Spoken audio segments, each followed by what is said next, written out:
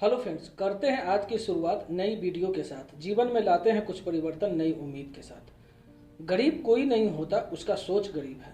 गरीब कोई पैदा नहीं होता, उसकी सोच ही उसे गरीब बना देता है। न ही कोई अमीर पैदा होता है, उसकी सोच उसे अमीर बना देता है। प्रभु ने उस अमीर आदमी को जितना समय गढ़ने बनाने में लगाया, ठीक उतना ही समय उसमें भी लगाया जो अपने आप को गरीब मानता है। बस सिर्फ समझने और उसके सोच पर निर्भर करता है। जो अपने आप को अमीर समझता है वो अमीर है, जो अपने आप को गरीब समझता है वो गरीब है। समझो, फंडा सिंपल है। मुझे लगता है तुम गरीब हो और अपने आप को समझते भी हो। तुम अपने आप को गरीब समझना सोचना बंद कर दो। तुम वो हर चीज कर सकते हो जो एक अमीर आदमी कर सकता है। अमीर और गरीब में फर्क होता है सपने देखने का। अमीर जहां उड़ने के सपने देखते हैं, गरीब वहीं पांव में छाला न पड़ जाए इसके सपने देखते हैं। अमीर सोचता है अपना साम्राज्य बड़ा करने की, और गरीब सोचता है परिवार के लिए कमल छोटा न पड़ जाए। गरीब कभी पूरी जिंदगी के सपने नहीं देखते। गरीब सपने देखते हैं बस अगले दिन तक के लिए, अगले दिन तक का भोजन के लिए, अगले दिन तक की मजदूरी, और फिर एक नए दिन के लिए कुछ वही पुराने सपने। एक कहानी है, कुछ सालों पहले की बात है। एक गुरु और शिष्य कहीं से गुजर रहे थे। चलते चलते वो एक खेत के पास पहुंच गए। उस दोनों को प्यास लगी थी। वो दोनों प्यास बुझाने के लिए कुआं का तलाश करने लगते हैं। तभी उनकी नजर खेत के बीचों बीच बने एक टूटे फूटे घर के सामने पड़ती है। वो वहां जाकर वो दरवाजा खटखटाते हैं।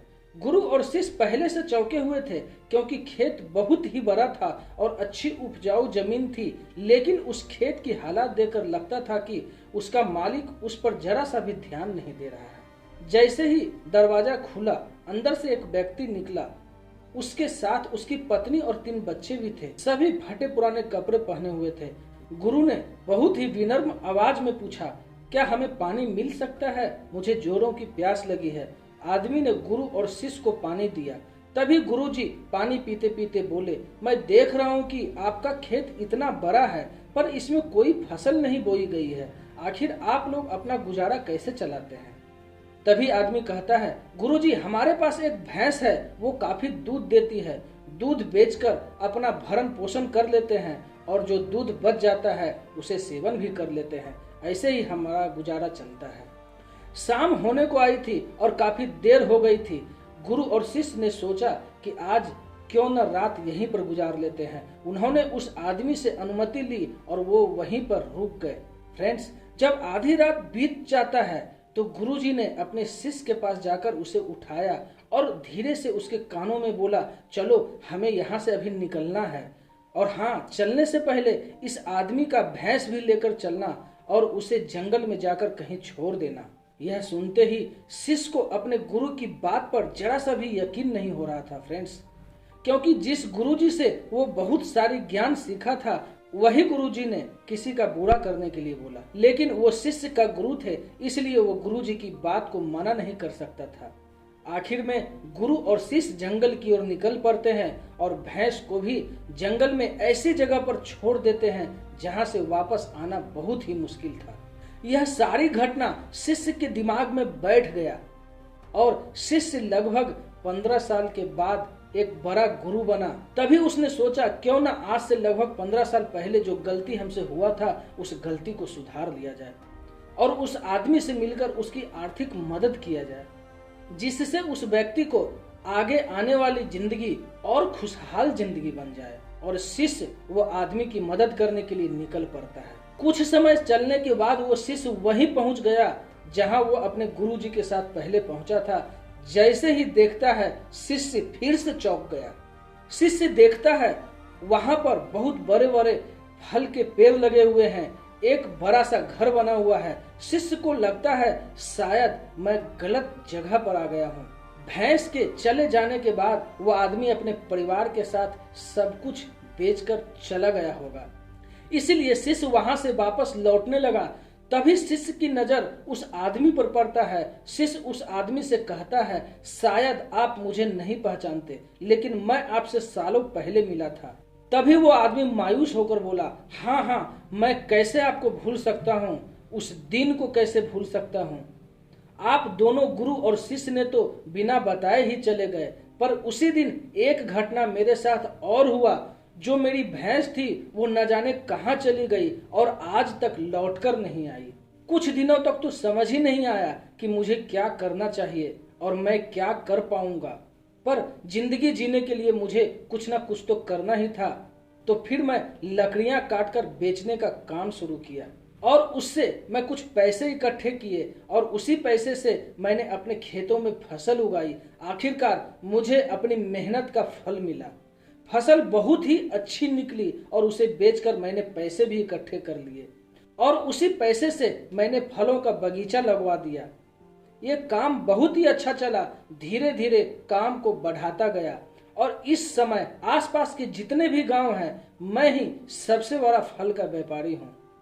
सच में ये सब कुछ संभव नहीं होता अगर वो भैंस मेरे पास से नहीं चली गई होती। फ्रेंड्स सुनो वो आदमी आगे क्या कहता है। क्योंकि उसी के कारण मैं लाचार था, उसी भैंस के कारण मैं कोई और काम नहीं करना चाहता था। उसके चले जाने से मैंने नए रास्ते निकाले जिससे मैं पैसा कमा सकता था और आज मैं एक बहुत ही बड़ा व्यापारी बन चुका हूँ। तभी शिष्य कहता है, लेकिन ये काम तो आप पहले भी कर सकते थे। आदमी बोला, कर सकता था, लेकिन तब मेरी जिंदगी बिना मेहनत के ही चल रही थी और दूध बेचकर भरण पोषण कर परिवार चल रहा था। मुझे कभी लगा ही नहीं कि मेरे अंदर भी इतना सब कुछ करने की क्षमता है, इसलिए मैंने कभी कोशिश ही नहीं की। लेकिन जब मेरी भैंस चली गई और आज जिंदगी जीने के लिए मुझे कोई दूसरा रास्ता निकालना था, तब मुझे एहसास हुआ कि नहीं, मैं दूसरा काम भी कर सकता हूँ जिससे मैं अच्छा खासा पैसा कमाकर अपने बच्चों और पत्नी को और इससे अच्छी जिंदगी भी दे सकता हूँ। इसलिए मुझे कुछ ना कुछ तो करना ही था और तभी मैंने ठान लिया कि नहीं, अब जो भी करूँगा पूरी मेहनत के साथ करूँगा, अपने दम पे करूँगा। इसलिए आज मैं इस मुकाम पर पहुँचा हूँ। फ्रेंड्स इसलिए कहता हूँ, गरीब हम नहीं होते हैं, हमारी सोच गरीब होता है। फ्रेंड्स तुम भी सोचो, कहीं तुम्हारे जिंदगी में भी कोई ऐसी भैंस तो नहीं है जो तुमको एक बेहतर जिंदगी जीने से रोक रहा है। वो भैंस कहीं तुमको बांध कर तो नहीं रखा है। अगर तुमको ऐसा लग रहा है तो आगे बढ़ो और हिम्मत करो और अपनी बंधी रस्सी को काट कर फेंक दो और आजाद हो जाओ। जो तुम्हारे पास है उसे खोने का डर मत पालो, क्योंकि तुम्हारे पास खोने के लिए बहुत ही कम चीजें हैं। अगर तुम कामयाब हो जाओगे तो पाने के लिए पूरी दुनिया तुम्हारे पास है। जाओ और उसे पाकर दिखाओ और अपनी जिंदगी को एक सफल जिंदगी बनाओ। फ्रेंड्स एक मिसाल बनकर दिखा दो दुनिया को, कह दो दुनिया को, देख जमाने को वो गरीब मुस्कुराना सीख गया, देख जमाने को वो गरीब मुस्कुराना सीख गया। भूख लगी थी जोरों से वो पानी पीना सीख गया, भूख लगी थी जोरों से वो पानी पीना सीख गया। फ्रेंड्स उम्मीद करता हूँ यह वीडियो पसंद आया होगा। आप हमेशा की तरह हंसते मुस्कुराते रहिए। धन्यवाद।